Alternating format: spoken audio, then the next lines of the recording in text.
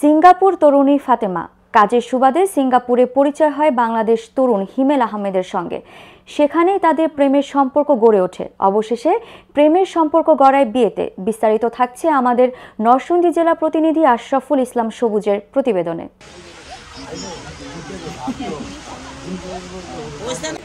গত ২১ মার্চ রাতে সিঙ্গাপুর থেকে বাংলাদেশে আসে সিঙ্গাপুর তরুণী ফাতেমা ও হিমেল।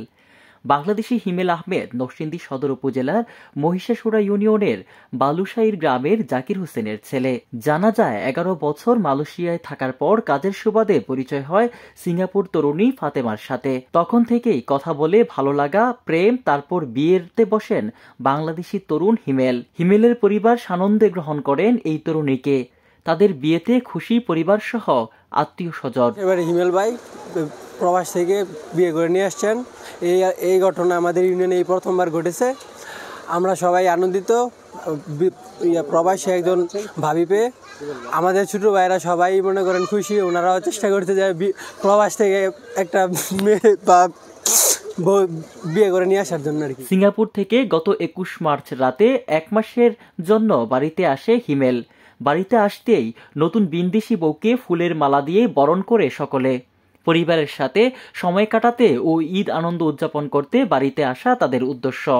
আমি বাঙালি, আমার অভিভাবক আছে, আমার দেশ বাংলাদেশ।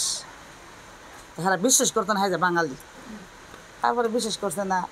পরে আমার লাগে ফোনে কথা বলাইছে, এরকম কাছে বলছি, কথা কইছি, কথা কওয়ার পরে আল্লাহ খারাপ আচ্ছা ঠিক আছে, তোমার আমার কাছে তোমার অভিভাবকের কাছে জিগাও, যদি তোমার অভিভাবকের রাজি হয় তাইলে আমার মেয়ে তোমার কাছে বিয়ে দিই। কালকে রাতে আসছে, ফুল দিয়ে বরণ করছে, আমার মেয়ের জামাইকে ফুল আনছে, ডালা আনছে, না আমরা দেখে যাই না ওই দিন ড্রেসিং বড্ডমের ওখানে আমার বৌমা আছে, আমার ছেলে আছে, আমার আছে, আমি খুশি। বাংলাদেশি তরুণ হিমেল বলেন তার সাথে ওর সম্পর্ক খুব ভালো।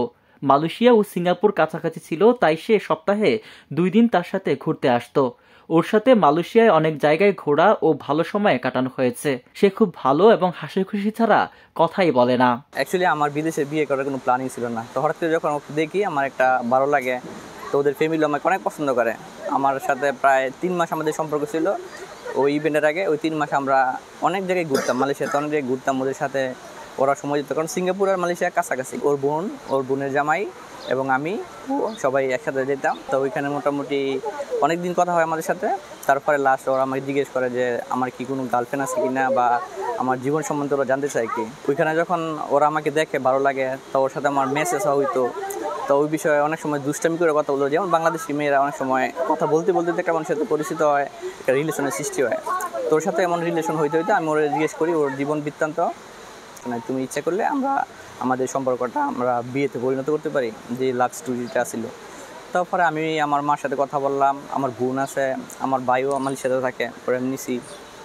তো সবার আমি দেখাইলাম ওর ছবি, ওর সাথে আমি কথা বলাইলাম। তো ওদের ফ্যামিলি সবার সাথে আমার ওইখানেই কথা হয়েছে। তো সবার সাথে আলোচনা করি, দেখলাম যে সবাই ভালো। সিঙ্গাপুর তরুণী ফাতেমা বাংলায় কথা বলতে জানে না, তাই কথা বলতে সমস্যা হলেও হিমেল তা অনুবাদ করে বুঝিয়ে দেয়। First time we meet was in Amari Hotel in Malaysia, because he was working there and I went there for my nephew's birthday. So we started going out as friends, and then we find each other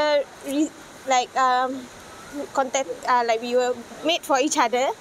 So as times went by, we decided that we want to move forward in our life.